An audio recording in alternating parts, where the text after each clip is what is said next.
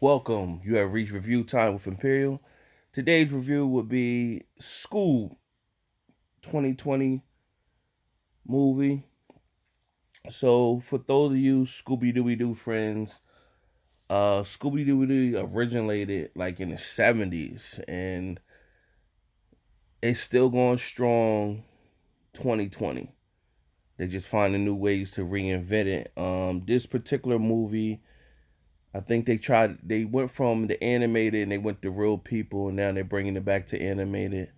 So this particularly plot, Warner Brothers is doing the film, and they took was cool that they took the old Hanna Barbera cartoons that you grew up on from the 80s and the 70s, and they threw them in this movie, and all pitted in with the plot. So it's pretty much, it starts off with um Scoob Scooby Doo as a little pup causing havoc on Venice Beach in California, and Shaggy's a little kid who's really pretty much a loner, no friends, and then they meet with each other, and then of course Shaggy brings Scooby home, takes him in, and they're out trick or treating and get their candy snatched. Meanwhile, Thelma, not Thelma, Velma, uh, Fred, and Daphne, they all were already acquainted with each other, and so they were out trick or treating as well. And they all get tied together, and they end up all with them tying together became friends by just falling upon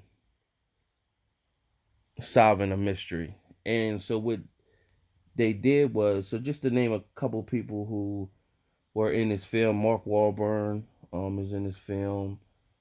Zac Efron, Will Forte plays as Shaggy. Zac Efron plays as Fred Jones. Amanda Seyfried plays as Daphne. Silent Cow was in here. So they bring in Blue Falcon, and Blue Falcon, he stemmed from the old Scooby Dooby Doo films.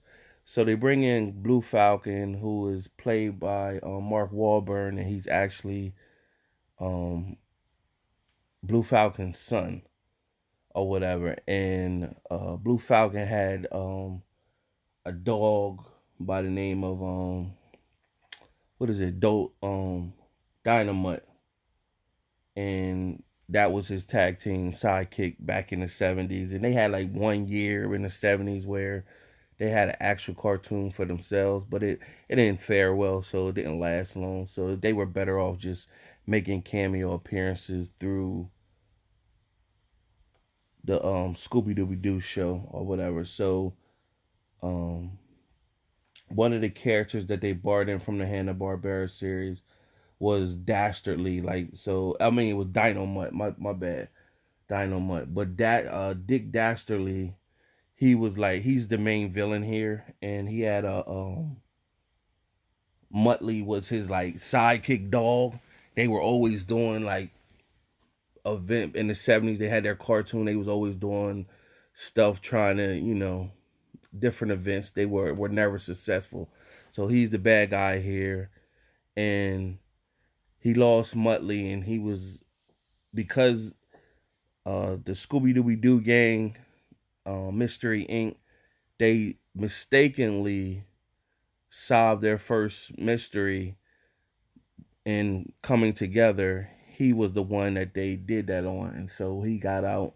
He lost his dog, Muttley, and so he's been on a quest to get his dog back all these years. And so he's plotting again, and then he's trying to go at trying to get kidnap Scooby so that he could get his dog back with all this mysterious stuff. So Mystery Inc. is still in play. What was cool that they did was they brought through their events and everything that's going. I mentioned Blue Falcon and Dynamite. They brought in Captain Caveman. Oh man, that was Captain Caveman back in the day was like a weird cartoon little caveman guy, and he had the street angel girls, and he'd be like Captain Caveman. So it was like, they had Tracy Morgan play as that, but he didn't kill that part. He was supposed to kill that part because that was like his signature, and he had the club that was could make him fly and stuff like that. But Captain Caveman, he stayed getting beat up or whatever.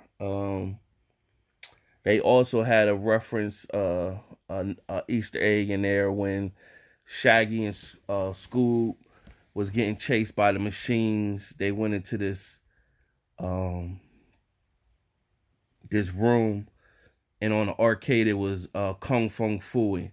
Kung Fu Fooey was another Hanna Barbera cartoon from the 70s. And man, so they had a lot of nostalgia in there.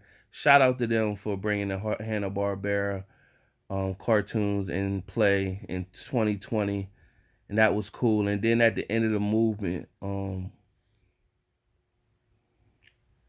they after they solved the mystery, of course, the plot and plan. Of course, they end up getting the bad guy, that Dick Dastardly, and then forming the Mystery Inc. And on top of forming the Mystery Inc., they solved the case, and now they're joining with Blue Falcon to like solve mysteries and stuff like that. And so as the credits is going up, it shows like the different people that they were solving mysteries, and it was showing Dick Dastardly. He escaped, of course. It showed they did a cameo with Grape Ape. That's another cartoon from back in the day in the 70s, or whatever. So it was cool that they were incorporated all this into the movie. Other than that, it was a decent film. I don't know how the younger kids feel about Scooby Doo, but anybody that grew up in the 80s and around the 70s that watched cartoons, they know all about these characters. So it's interesting to watch. So, in my 4-star rating system, I'm going to give this movie for the nostalgia, I'm going to give it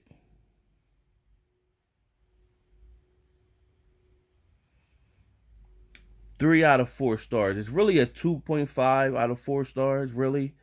But the reason I'm gonna give it 3 out of 4 stars because of nostalgia and bringing all those old cartoons and giving them life in the 2020. So other than that, it's an okay film to watch, especially during the COVID-19. Something decent to watch with children or for people who grew up in the 80s and just want to see where Scooby Doo is in 2020. Till next time, subscribe and like to this channel. Still trying to bring content.